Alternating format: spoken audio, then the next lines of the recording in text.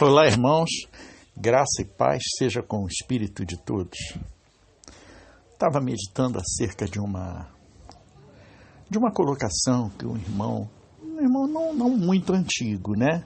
Mas um amigo, né, do Face, né, colocou para nós. E ele indagava, né, quando eu falei de o novo nascimento, ele colocou a questão acerca da primeira morte. Eu achei interessante porque o tema acaba surgindo para nós podermos emular no nosso espírito coisas que são importantes para alguns irmãos. Talvez não para todos, mas alguns mais aplicados, mais estudiosos no tema, né? Há muitas pessoas que são chamados e escolhidos antes da fundação do mundo, que são ovelhas de Cristo, né? Que são trigo na terra, né? Que há duas sementes, eu já expliquei para vocês. Há duas sementes entre nós. Existe a semente do Caim e existe a semente do Abel. A semente do Abel permanece para sempre. A semente do Caim, ela desiste da graça de Deus. Percebe? Não é uma questão de que ela é assim, que ela é menos...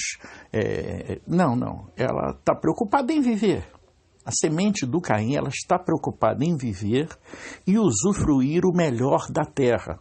A semente do Abel, ela está preocupada em permanecer em Cristo. Ou seja, dela estar em Deus, dela estar em Cristo e dela permanecer e ficar em Deus.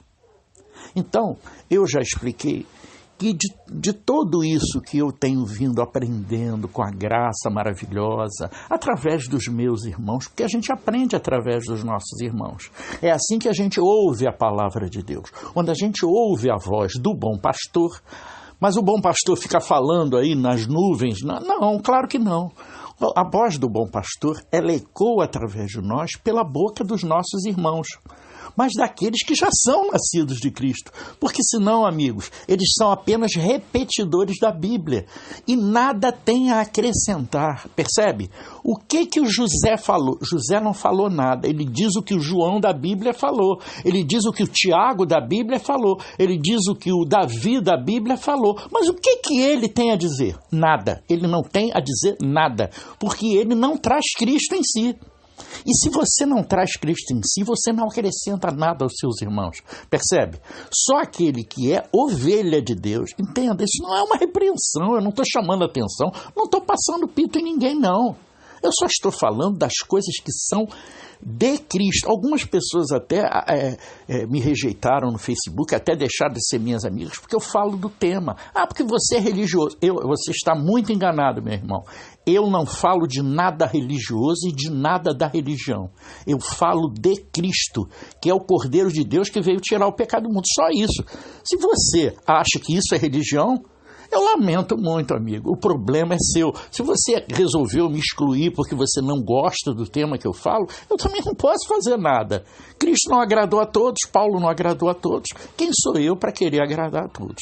Eu me esforço na direção dos irmãos para que o tema seja agradável e que os irmãos não fiquem enfadoados com o assunto. Por isso que os assuntos são os mais diversos, porque a sabedoria de Deus também é multiforme. Por isso é que a gente não deve manter um tema só. Por isso é que eu não falo só. De vez em quando eu mando para os meus irmãos alguma coisa do Geraldo, algumas coisas do França, algumas coisas de outras pessoas. Às vezes eu recebo coisas do Patuelli, que eu já transferi algumas vezes, algumas coisas do Paulo, né? Algumas coisas do Marcos Cristo, pessoais assim que ele foi falando e trouxe, tá certo? Não foi na mesa do Cordeiro, mas são assuntos que eu tenho certeza que nenhum de nós é tolo de trazer um tema de dentro de si que não tenha submetido à sala. Perceba bem, todo aquele que é novo nascido de Cristo, ele submete a sua palavra na mesa dos pães da proposição, na mesa do Cordeiro. Por quê? Porque ali o pão é sacudido, a palavra que vai sair da sua boca, ela é sacudida alguma vez. Tá certo? Então, como ela já foi sacudida e foi testada e comprovada que ela é de Deus, aí a gente pode transmitir para os irmãos. Percebe? A gente não deve chegar e falar de improviso. Então, você vai ter que falar da Escritura. diretamente da Escritura.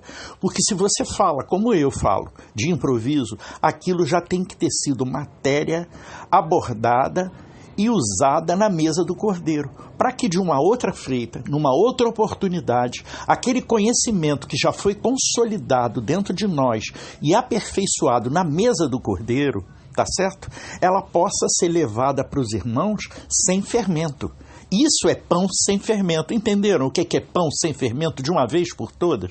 Porque fica falando em pão asmo, pão ázimos, né? Essas são as expressões usadas na Escritura. Mas você não sabe o que é.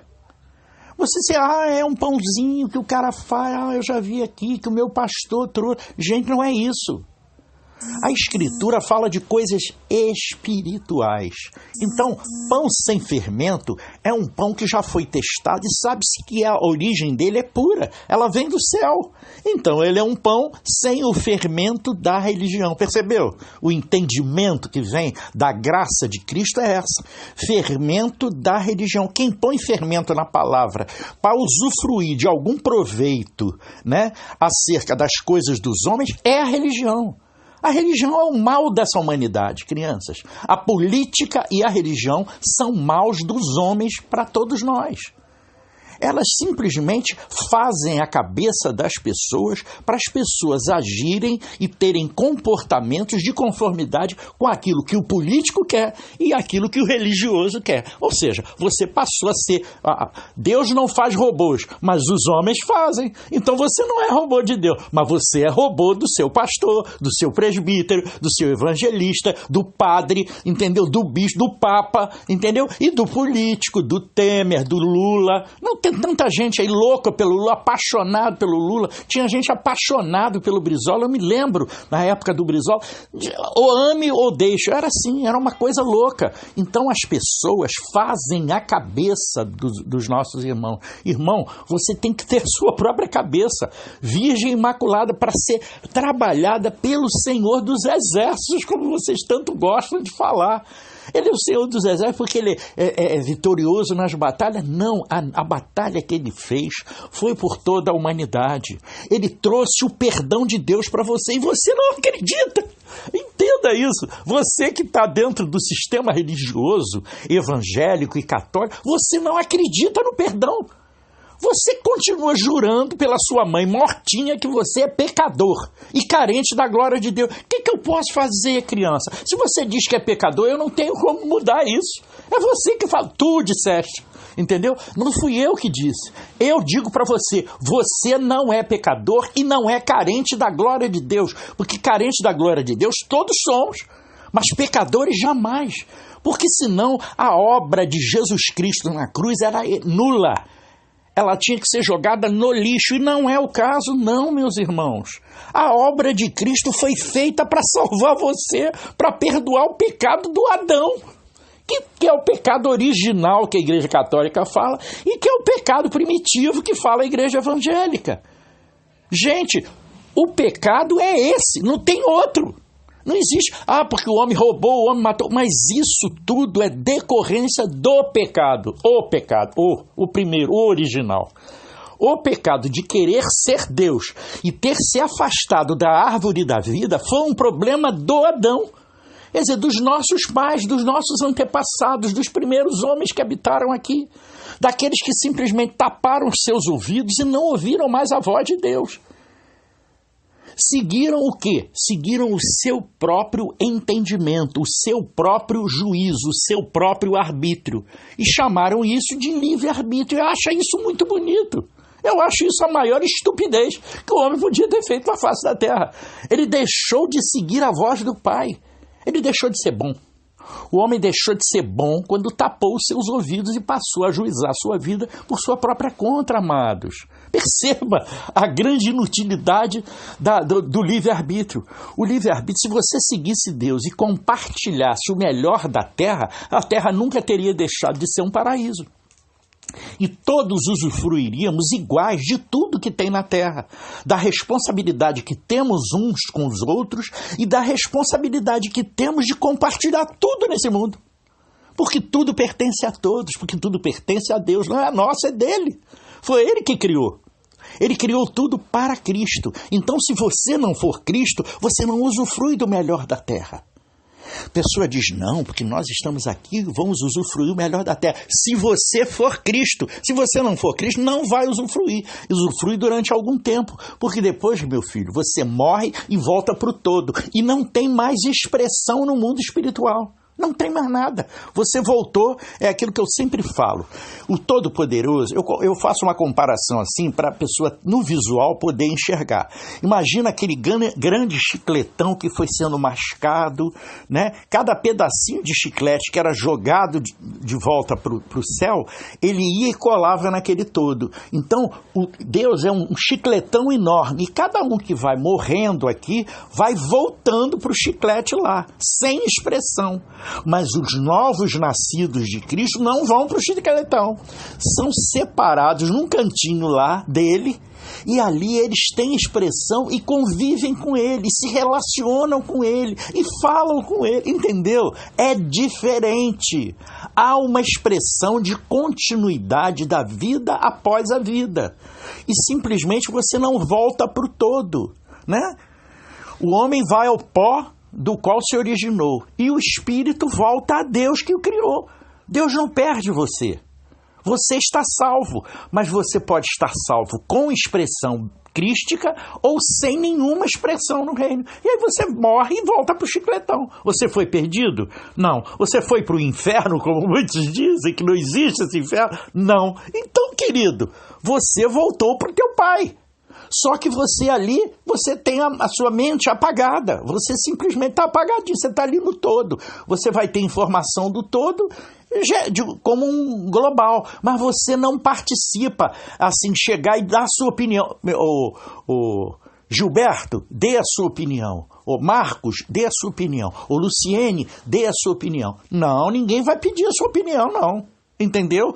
No bolo do todo, aquelas pessoas que morreram sem ter vivificado seu espírito, sem ter tido o Espírito de Deus, que é o chicletinho que volta para o todo, sem ter tido aquele chicletinho trabalhado por Deus e ter sido avivado, aquele chicletinho que está avivado é a nova vida em Cristo, porque o seu espírito, que era o de Deus e que era Espírito Santo, foi acordado. Então agora você sabe que você tem Espírito Santo, coisa que você antes não sabia.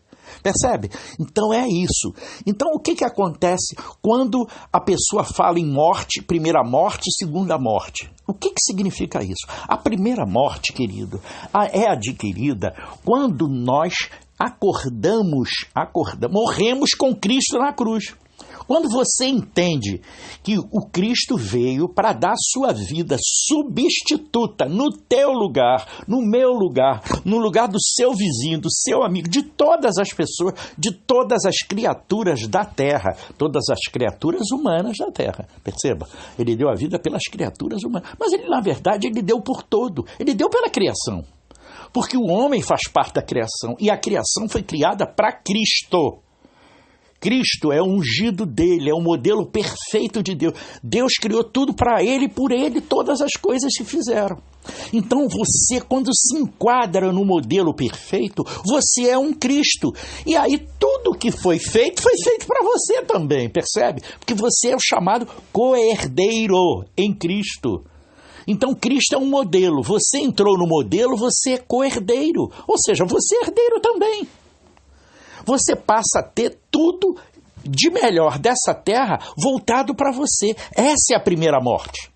Você passa a usufruir o céu na terra. Essa é a primeira morte.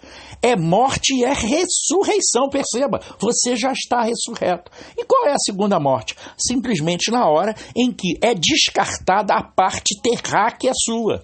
Quando você deixa você volta ao pó da terra. Essa é a segunda morte. É a morte do caixão, percebe? É a morte que as pessoas de agora estão fazendo, tacar fogo. No tempo de Israel, tacar fogo no corpo. Sabe o que significava aquilo, irmão?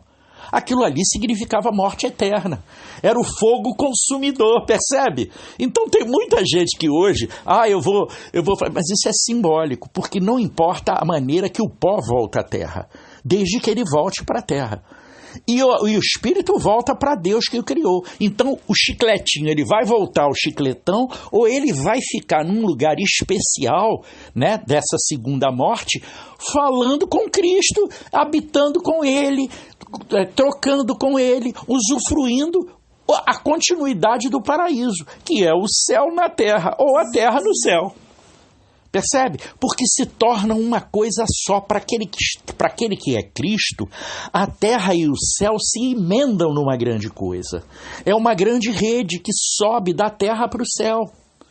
Então, quando você subiu junto, você está usufruindo com Cristo do melhor da terra. Essa é a segunda morte, quando você descarta o corpo físico. Essa é a segunda morte. Tem gente que tem as duas numa só.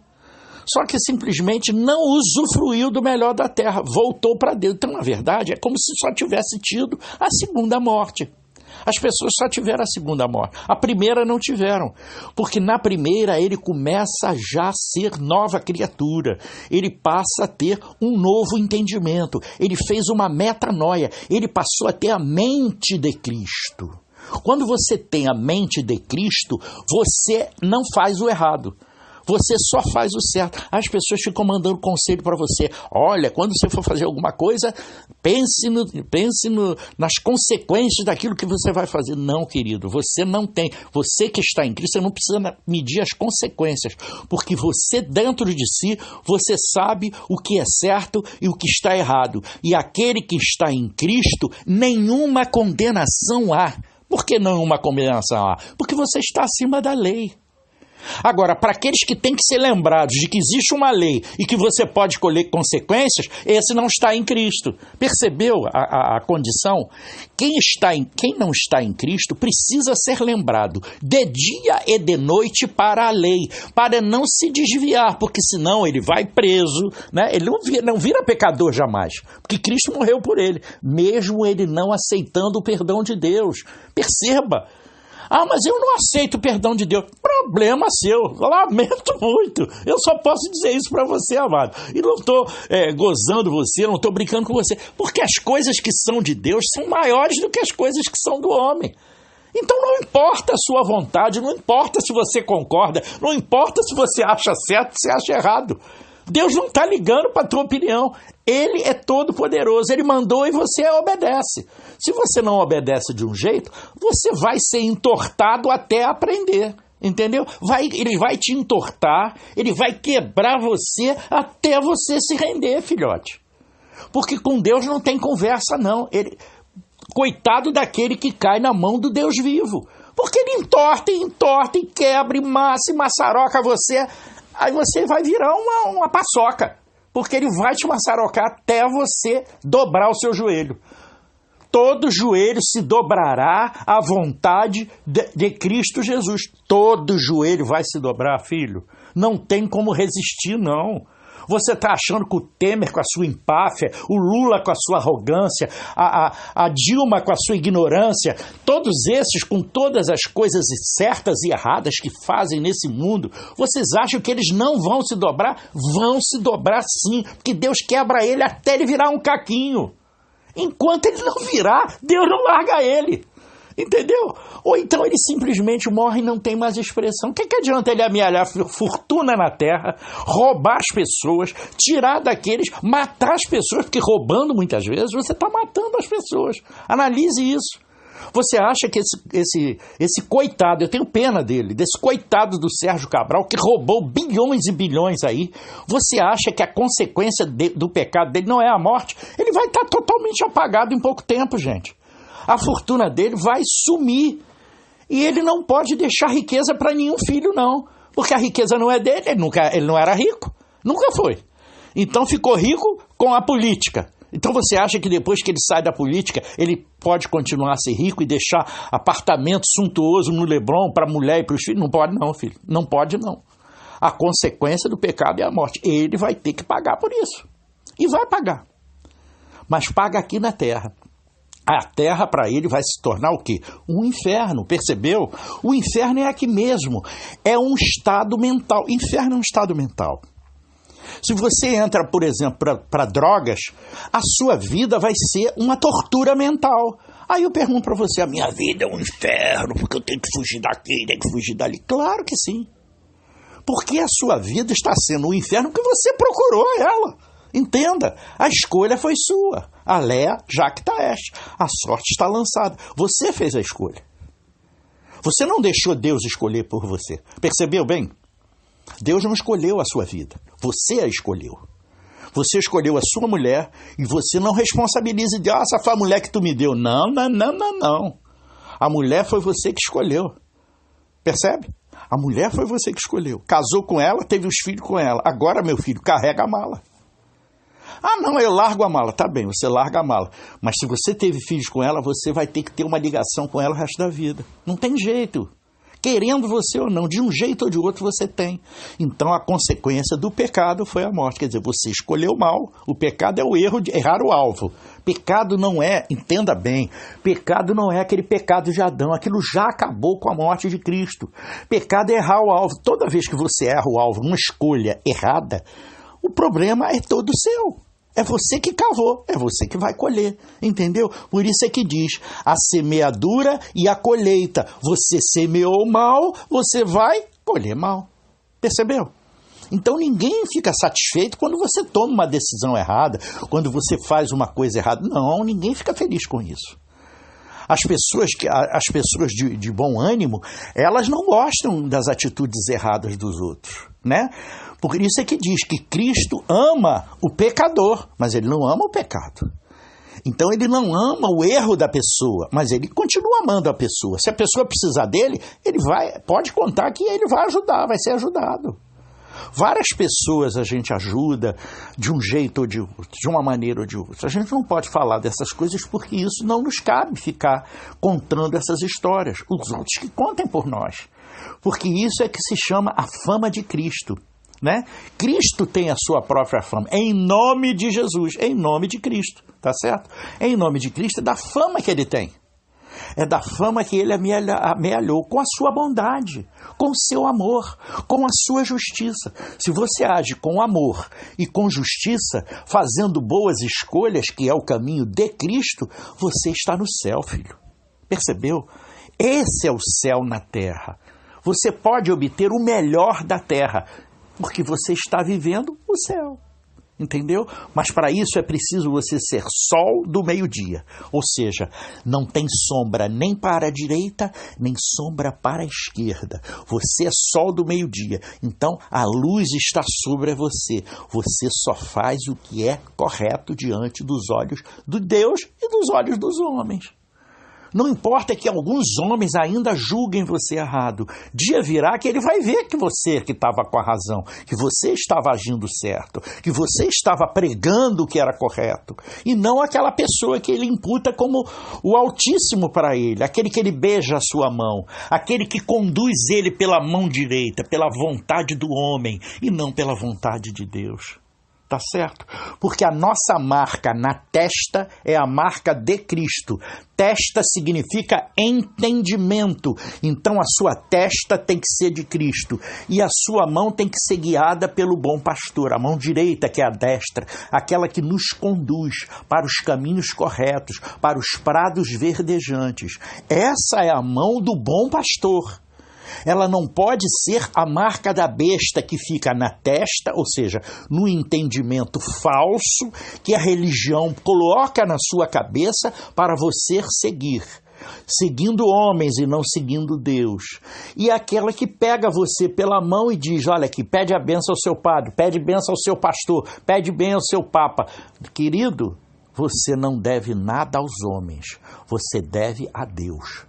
Porque é Ele que nos conduz para os caminhos corretos. A palavra de Deus e a verdade estão dentro de você, estão dentro de mim, estão dentro de toda a criatura. Por isso é que nós já fizemos o quê? A primeira morte. Nós chegamos a Cristo, nós morremos com Ele na cruz e nós estamos ressurretos com Ele. Então nós já estamos vivendo a vida eterna aqui na terra. Depois da segunda morte, nós vamos ter uma vida de continuidade, percebe? Porque é uma vida após vida. Então não é uma vida após morte, é uma vida após a vida. Nós tínhamos a vida aqui e continuamos na vida eterna. A morte para nós não existe, porque nós já morremos a morte. A morte com Cristo. Amém? É o que eu tinha para deixar para os irmãos no dia de hoje, para que vocês vejam que é preciso mudar a sua mente, porque a sua mente tem que ser governada por Deus. Né? Porque se Deus guardar a sua casa, a sua mente, né, tudo vai bem. Agora, se Deus não guardar a sua casa, em vão vigia a sentinela. Você passa a ser a sentinela da sua vida. O arbítrio passa a ser seu. Então, se Deus não governar a sua casa, a sua sentinela é frágil e o telhado vai cair na sua cabeça. Tá certo? Esse é o entendimento da palavra que está na Escritura, que você tanto gosta, muitos gostam de falar para a gente, jogar na nossa face, mas, no entanto, eles não vivem essa Escritura da qual eles apregoam. Mas nós vivemos dessa Escritura que eles apregou, porque nós vivemos a verdade de Deus, e a verdade é fazer o que é o certo e não fazer o que é o errado. Tá certo, amados? De vez em quando você pode dar uma derrapadinha, mas Deus vai confrontar você com a palavra e Ele ajusta você para o bom caminho. Então é na fraqueza, é quando você é fraco que você se torna forte naquele que te fortalece. Entendeu? Quando você erra, você é fraco. E aí você é fortalecido pela palavra, que é a força de Deus, que está dentro de nós, que é a verdade e que vai te conduzir corretamente para o bom caminho. Pecado, naninha, acabou. Não existe mais, desde a morte de Cristo na cruz. Amém? Aleluia. Graça e paz.